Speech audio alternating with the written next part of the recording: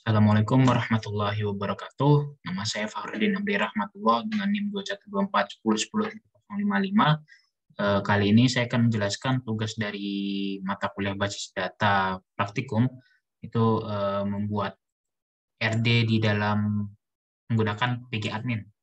Ini ada bentuk ERD-nya dari modul yang sudah disediakan. Soalnya ada di bawah. Eh, ini dia. Pertama, implementasikan RT laboratorium secara lengkap. Setiap tabel isikan minimal 3 baris data. Ada tabel penyimbangan data peminjaman, mereka baris relationship. Lalu ada juga tugas, bukan tugas, ya, mengimplementasikan RD yang lain, yaitu RD rental mobil yang ada di materi 5 yang ada di PowerPoint. Kita langsung ke pengimplementasian RD yang pertama, yaitu RD Fasilkom. Eh, saya buka dulu filenya.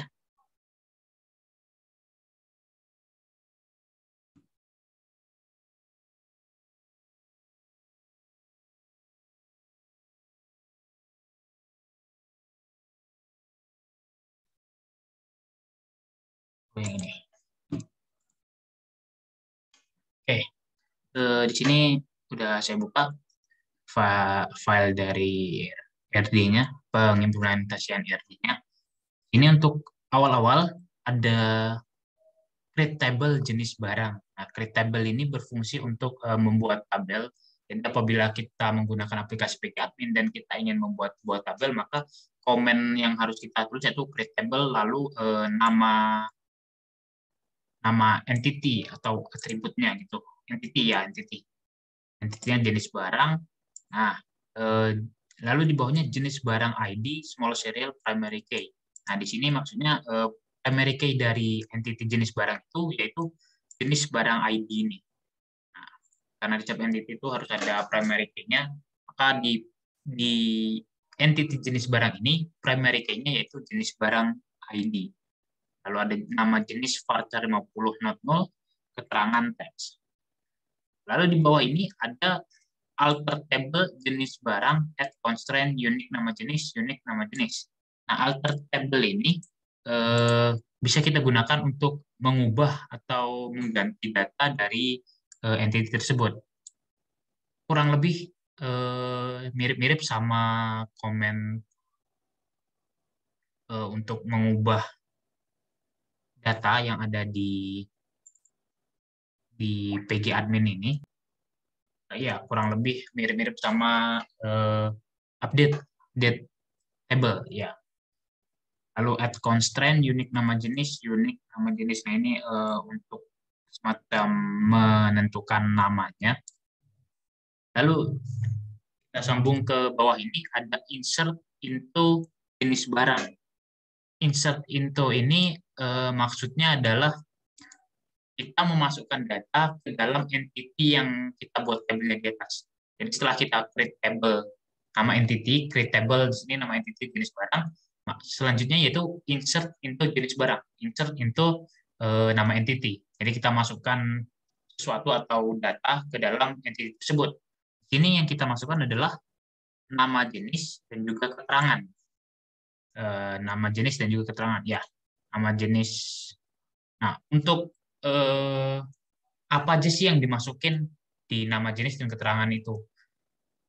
Ya, yang dimasukin ke nama jenis dan keterangan ada di dalam value, value sini. Di sini ada monitor, monitor sebagai nama jenis. Lalu untuk keterangannya yaitu menampilkan layar komputer. Jadi kita masukkan nama jenisnya apa, dan juga kita beri keterangannya dari untuk dimasukkan ke dalam entity jenis barang tadi. Di sini ada monitor, lalu ada keyboard, lalu ada mouse. Lalu di bawahnya ada select from jenis barang. Ya, select from jenis barang ini kurang lebih sama kayak kita menampilkan atau ngeprint apa yang ada di entity jenis barang. Untuk lebih lanjutnya mungkin kita coba pertama kita blok dulu create table-nya, lalu kita execute. Nah, di sini sudah ada tulisan query return successful into sec. Nah, berarti di sini tandanya kita udah oke, udah berhasil untuk nge-create tabelnya. Lalu di bawah yang insert ini kita blok lagi, baru kita execute. Nah, query return successful. Tandanya kita juga berhasil memasukkan data atau value ke jenis barang ini. Untuk melihat hasil dari kedua yang kita aplikasikan tadi itu, maka kita ngeblok select from jenis barang, lalu kita execute. Nah, di sini jenis barang ID 1, nama jenis monitor sama seperti yang di atas, lalu keterangannya menampilkan layar komputer, ya sama seperti yang di-insert tadi. Itu tandanya berarti kita sudah berhasil untuk memasukkan data ke dalam entity jenis barang. Maka selanjutnya kita lanjutkan untuk membuat tabel kedua, tabel entity kedua, yaitu barang, create table barang, sama seperti yang tadi, barang ID serial primary key. Primary key dari entity barang ini yaitu barang ID, nomor seri varchar 50 not null. Lalu ID jenis barang small serial not null, ID lab small serial not null, deskripsi teks. Table barang constraint FK jenis barang foreign key, ID jenis barang, reference jenis barang ID. Ini yang tadi alter table bisa untuk mengubah datanya. Add constraint ini semacam menambahkan foreign key-nya, lalu reference ini semacam hal yang kayak referensi gitu barangnya nih. Setelah kita membuat table barang, sama seperti di tahap sebelumnya, yaitu kita memasukkan atribut ke dalam entity. Tadi entity-nya jenis barang, sekarang entity barang kita insert dengan keterangan di atas nomor seri, deskripsi, ID jenis barang, dan ID lab. Nah, seperti yang kita tahu di atas tadi, barang ID itu adalah primary key-nya. Maka barang ID-nya itu ada di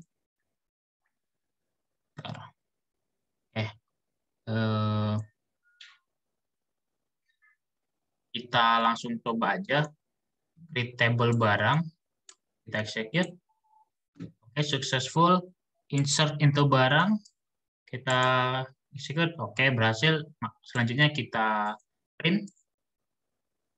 Oke, berhasil. Nah, di sini barang ID-nya itu 1, nomor serinya 1, ID jenis barangnya 1, ID lab 1, deskripsi teksnya monitor LG. Ini deskripsinya ya, deskripsi dari barangnya itu. Barang ini kita ambil dari sini juga, dari jenis barang tadi. Jadi kita masukkan ID jenis barang yang di atas, foreign key dari entity jenis barang, kita masukkan ke entity barang untuk bisa mendapatkan deskripsi barang tersebut. Selanjutnya ada create table lab. Nah, create table lab ini kita akan membuat table untuk lab. Table lab ID small serial primary key, nama varchar 5000, deskripsi teks. Primary key dari entity lab ini yaitu lab ID. Nah, di bawahnya ada insert into lab, nama deskripsi. Jadi yang kita masukkan ke dalam entity lab itu ada nama dan juga deskripsi. Nama di sini itu nama mata kuliah. Mata kuliah dengan deskripsi dari mata kuliah tersebut. Oke, langsung aja kita coba execute. Create table lab, kita execute. Hasil, lalu insert into lab, ikut hasil, dan kita coba print. Hasil. Nah, di sini lab ID-nya 1, 2, 3. Untuk lab ID 1 itu mata kuliahnya basis data dengan deskripsi lab praktikum untuk mata kuliah basis data. Untuk PBO juga pemrograman berbasis objek. Lalu lab ID 3 untuk mata kuliah jaringan komputer dengan lab ID dengan deskripsi teks. Lab praktikum untuk mata kuliah jaringan komputer. Oke, Selanjutnya setelah kita membuat table lab, maka kita akan membuat table untuk ASLab atau asisten laboratorium. Nah, di sini kita menggunakan small serial primary key, yaitu ASLab ID. Jadi primary key untuk entity ASLab ini yaitu ASLab ID dengan keterangan selanjutnya nama varchar 5000, NIM varchar 5000, nomor HP varchar 5000, ID lab small serial 00. Dengan alter table ASLab at constraint unique name alter table ASLab at constraint fklab foreign key ID lab reference lab ID. Lalu setelah itu insert into ASLab ID lab nama NIM dan nomor HP. Jadi yang kita masukkan atributnya itu ke dalam entity ASLab yaitu ada ID lab sebagai foreign key, nama, NIM dan nomor HP dari asisten lab tersebut. Ini kita langsung coba buat create table ASLab, kita execute, sukses. Lalu insert into ASLab, kita execute, sukses juga. Lalu kita print. Nah, di sini ada ASLab ID sebagai primary key-nya dengan nama, lalu diikuti ada nama untuk ASLab-nya dengan name ASLab, nomor HP, dan ID lab. ID lab ini lebih ke apa ya? Lab itu jadi asisten ini ada di lab untuk mata kuliah apa? Kurang lebih seperti itu. Lalu selanjutnya setelah ASLab ada entity dosen yang kita akan buat tabelnya. Create table dosen ID small serial primary key, nama varchar 5000, NIP varchar 5000. Nah, jadi di sini primary key-nya kita menggunakan dosen ID. Langsung kita execute saja, supaya tidak memperlama. Lalu di bawahnya untuk tambahan atributnya, itu ada nama dan juga NIP dari dosen. Di sini kita masukkan nama dosen dengan NIP-nya.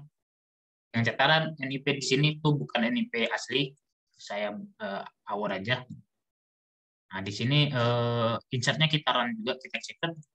Oke, sukses, lalu kita print. Nah, ini keluar. Dosen ID, nama, dan juga NIP-nya. Dengan dosen ID ini sebagai foreign key untuk entity dosen. Selanjutnya, ada entity kepala lab. Nah, jadi kepala lab ini sedikit berbeda daripada entity-entity yang lainnya, di mana kepala lab ini kita membuat create table kepala lab. Lalu di sana ada tanggal mulai. Tanggal mulai ini jadi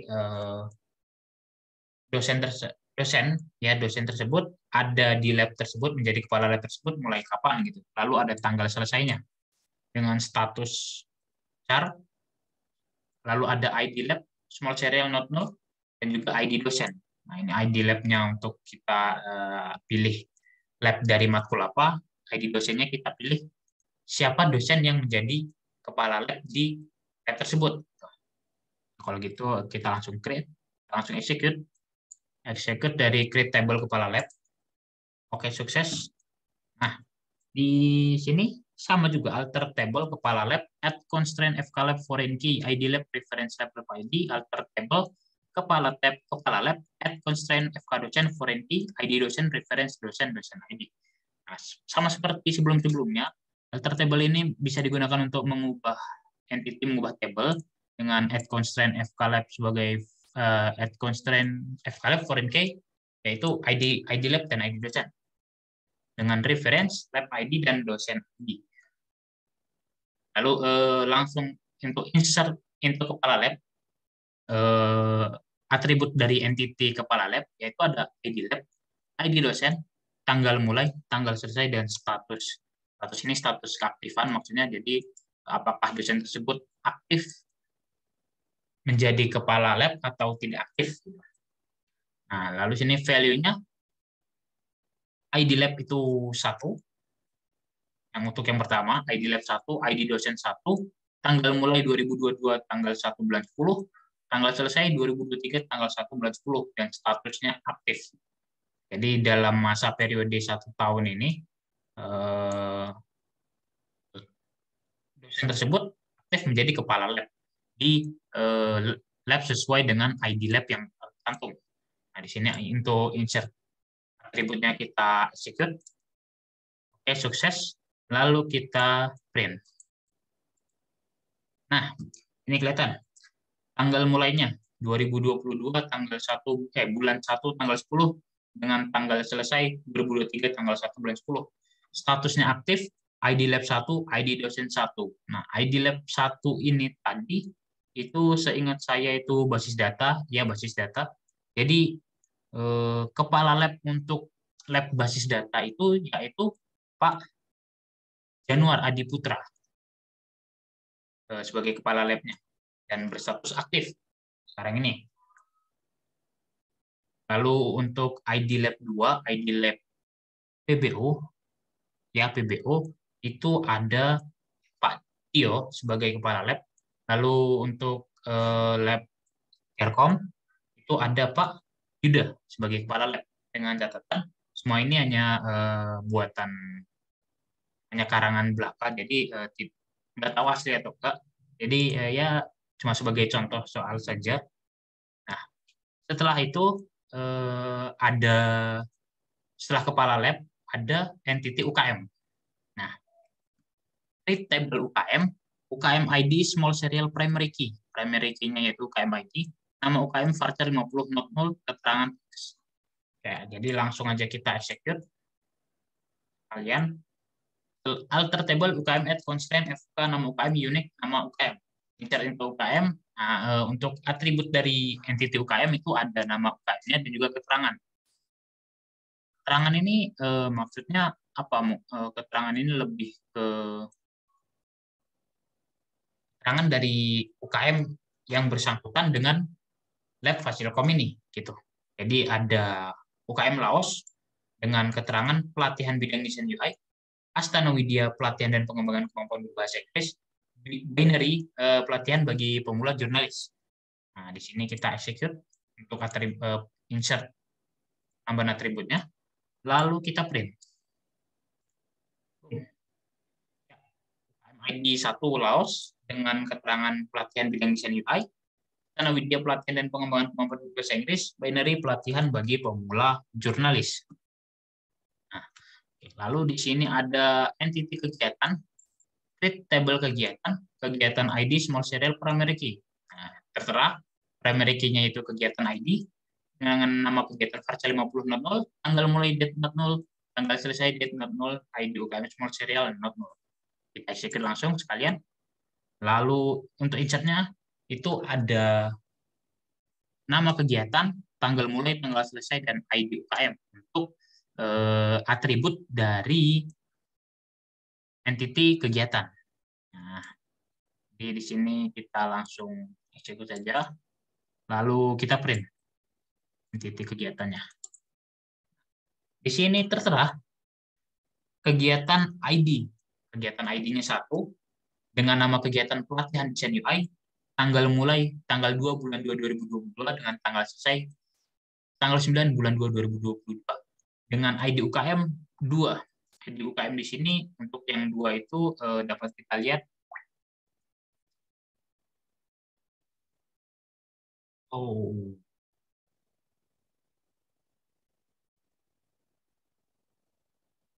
sepertinya ada kesalahan. Di sini untuk ID UKM-nya 1 ya, karena pelatihan desain UI itu dari Laos. Lalu TOEFL training itu kan pelatihan dan pengembangan kemampuan berbahasa Inggris, maka seharusnya ini 2. Dan journalistic training itu 3. Itu lagi. Oke, successful. Lalu kita print. Ya ini harusnya saya pakai yang delete untuk menggantinya itu. Menggunakan delete dan juga harusnya saya menggunakan update dan delete kan. Maksud salah di sini. Menggunakan update dan delete untuk mengganti ID UKM-nya. Ya, kalau gitu ya udah kita lanjut ke entity peminjaman. Create table. Nah, ini kita langsung execute. Di entity peminjaman, primary key-nya yaitu peminjaman ID dengan tanggal pengajuan date not null, tanggal persetujuan date not null, tanggal keluar barang date not null, ID kegiatan small serial not null, dan ID slab small serial not null juga. Nah, untuk insert dari peminjaman ini yang kita masukkan ke entity peminjaman, yaitu ada tanggal pengajuan, tanggal persetujuan, tanggal keluar, dan tanggal keluar barang, ID kegiatan, dan juga ID slab. Nah, jadi di sini kenapa pakai ID slab, ID asisten laboratorium? Karena asisten laboratorium itu kurang lebih tugasnya, bukan kurang lebih sih, saya kurang tahu sebenarnya. Jadi mungkin jadi asisten laboratorium ini kayak menggantikan para lab menjaga laboratorium gitu. Jadi memegang tanggung jawab untuk laboratorium tersebut. Jadi untuk peminjamannya ini jatuhnya ke asisten laboratorium. Itu. Ini ada tanggal pengajuan, tanggal persetujuan, tanggal keluar barang. Nah, langsung saja kita execute. Lalu kita print. Oke. Peminjaman ID 1, tanggal pengajuan tanggal 28 bulan 1, tanggal persetujuan tanggal 1 bulan 2, tanggal keluar barang tanggal 1 bulan 2. ID kegiatan 1, ID slab 1. Di kegiatan 1 berarti itu tadi pelatihan desain UI. Nah, dengan ID slab 1 yaitu si siapa tadi? Intan ya. Lalu di bawahnya ID kegiatan 2 pelatihan TOEFL tadi dengan ID slab 3 berarti si Sayed, dan yang terakhir kegiatan pelatihan jurnalis dengan ID slab-nya si Iqbar. Oke, ini tadi peminjaman ya. Selanjutnya ada pengembalian. Nah, pengembalian ini menggunakan pengembalian ID sebagai primary key-nya. Nah, sini kita langsung execute. Oke, sukses dengan insert atribut yang kita masukkan, yaitu tanggal pengembalian dan juga ID slab. Nah, ID slab ini seperti yang tadi saya sebutkan di atas, yang bertanggung jawab dalam peminjaman dan pengembalian apa yang dipinjam dari lab tersebut. Kalau gitu langsung kita execute, lalu kita print. Nah, ID kegiatan 1 dengan ID slab 1, ID kegiatan 2 dengan ID slab 3, ID kegiatan 3 dengan slab 2. Nah, tanggal pengajuan, tanggal keluar barang. Oke, selanjutnya ada item peminjaman. Untuk item peminjaman ini sedikit lebih panjang dan rumit dari yang lainnya. Karena di sini nomor seri parcel 50, primary key not null. Kondisi barang saat keluar teks not null, kondisi barang saat kembali teks not null, ID peminjaman small serial not null, ID barang small serial not null, ID pengembalian small serial not null. Not null ini maksudnya tidak terbatas ya. Jadi kita bebas menginputkan apa aja, memasukkan kalimat atau angka kalimat atau kalimat apa aja, panjang apa yang kita buat untuk ini untuk kondisi barang saat keluar dan kondisi barang saat kembali. Nah, untuk atributnya di sini ada nomor seri ID peminjaman, lalu ada kondisi barang saat keluar, kondisi barang saat kembali, ID barang, dan ID pengembalian. Nah, ini tadi belum kita execute ya kalau salah. Execute dulu. Lalu untuk insertnya kita execute juga dan kita print. Oke. Nah, jadi nomor serinya itu 1 dengan kondisi barang saat keluarnya itu baik, kondisi barang saat kembali baik, ID peminjamannya itu 1, ID barang 3, ID pengembalian 1. Dengan di bawahnya. Mungkin cukup sekian untuk pengaplikasian IRD menggunakan PG Admin untuk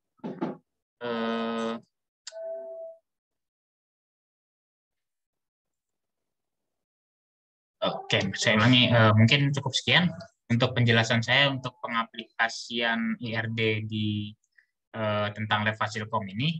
Selanjutnya akan saya lanjutkan untuk menjelaskan tentang pengaplikasian IRD dari peminjaman atau rental mobil sesuai yang ada di soal tadi. Nih, implementasikan IRD rental mobil yang ada di materi 05 PDDL.PPTX. Kerjakan soal yang ada di slide tersebut. Oke. Oke, kita lanjutkan untuk tugas pengaplikasian IRD yang versi rental mobil. Ini kita save dulu, lalu kita open file yang ini.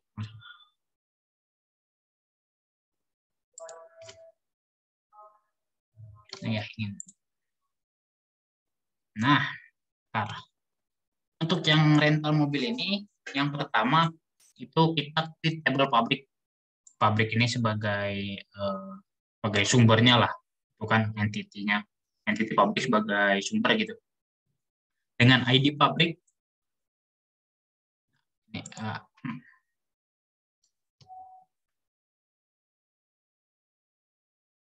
ID pabrik sebagai primary key. Kita execute langsung.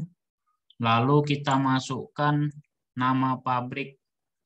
Pabrik ini lebih semacam apa ya? Baratnya tuh pemasok gitu, pemasok mobilnya gitu. Lalu kita print. Nah, di sini ada ID pabrik 1, nama pabriknya Toyota, ID pabrik 2 Daihatsu, ID pabrik 3 Hino. Ya. Lalu di bawahnya kita masukkan entity type, create table type, ID type sebagai primary key. Nama tipe varchar 100.00, keterangan teks. Pabrik ID small serial not null. Nah, di sini kita buat sebagai create table type. Nah, kita buat table untuk entity type, lalu kita masukkan atribut nama tipe, pabrik ID, dan keterangannya.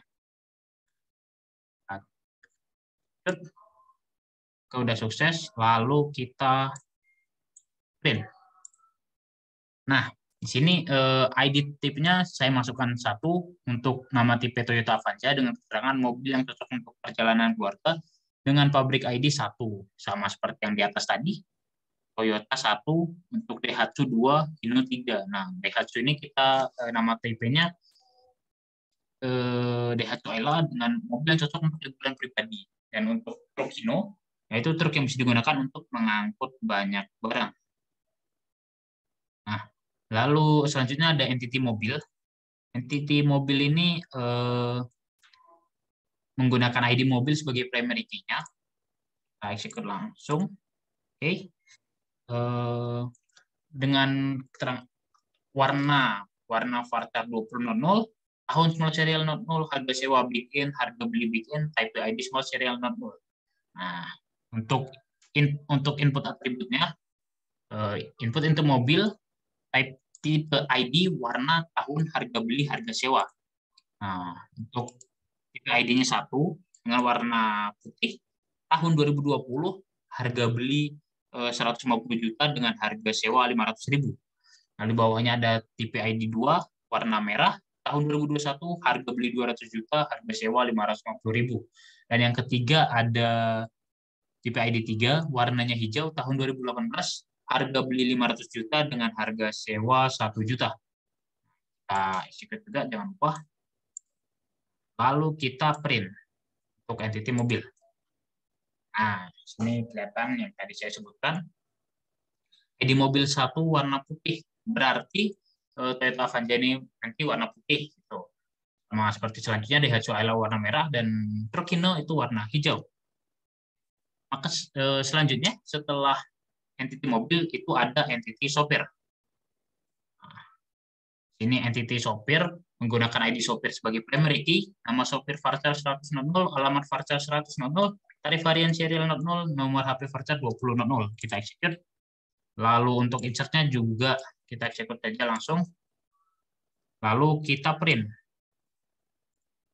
Nah, ini ID sopir 1 dengan nama sopir Agung, alamatnya Kecamatan Boylangu, tarif hariannya 500.000 dengan nomor HP-nya ini. Begitu juga dengan ID sopir 2 dan 3, nama sopir Joko, Kecamatan Sumbergempol, tarif hariannya 550.000. Nama sopir Andi, Kecamatan Ngantru, tarif harian 600.000. Lalu setelah entity sopir, maka ada entity peminjaman. Yang mana entity peminjaman ini menggunakan ID peminjaman sebagai primary key-nya. Langsung kita execute saja. Lalu untuk atributnya sendiri, ada nama peminjam, alamat, dan nomor HP peminjam tersebut. Nah, sini kita langsung execute.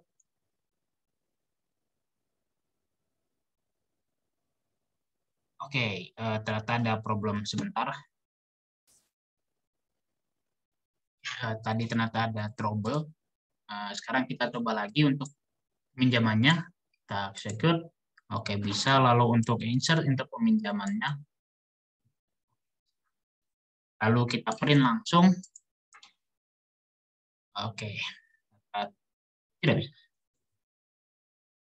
Nah, di sini untuk printnya udah bisa, tapi ternyata dia jadi double datanya.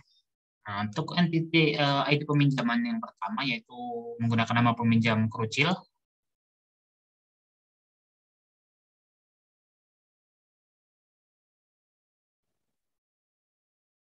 Nah, di sini ID peminjam 1, nama peminjam Krucil, alamat Kauman dengan nomor HP ini. Untuk ID peminjam 2 dengan nama Surti, alamat Kedung Waru. ID peminjam 3 dengan nama Ajeng, alamat Kendung. Lalu selanjutnya ada klik tabel penyewaan. Execute dulu. Oke, sukses. Di sini untuk primary key-nya menggunakan ID penyewaan dengan sama seperti di yang pertama tadi. Menggunakan tanggal date not null, hari sewa not null, tujuan voucher not null, peminjam, dan sebagainya. Lalu di sini untuk atributnya ada tanggal, hari sewa, tujuan peminjam tujuan, peminjam ID, mobil ID, dan sopir ID. Kita coba untuk execute. Oke, bisa, dan kita coba print. Oke. Ini ID penyewaannya 1 dengan tanggal 2022 bulan 1 tanggal 11. Hari sewanya itu yang untuk ID 1 hari sewanya 2 hari. Dengan tujuan Jember, peminjam ID 1, sopir ID 1, mobil 1. Berarti itu menggunakan mobil Toyota. Dengan sopirnya tadi Pak Agung, dan peminjamannya adalah Pak Krucil. Lalu untuk ID 2, tujuan Malang dengan sewa hari 1 hari sewa. Dengan peminjamnya itu ada Joko. Peminjamnya itu Surti, sopirnya Pak Joko. Dengan mobil tadi, mobil Daihatsu gitu. Nah, untuk yang ketiga ini ada si Ajeng yang menyewa mobil truk Hino untuk ke Jakarta dan sopirnya itu Pak Andi. Nah, jadi kurang lebih seperti itu untuk penjelasan ERD di PG Admin yang tema rental mobil. Dan ini tugas saya yang untuk menjelaskan pengaplikasian ERD di Lab Fasilkom dan juga yang rental mobil. Kurang lebihnya saya mohon maaf, bila ada kesalahan juga mohon maaf. Sekian dari saya. Wassalamualaikum warahmatullahi wabarakatuh.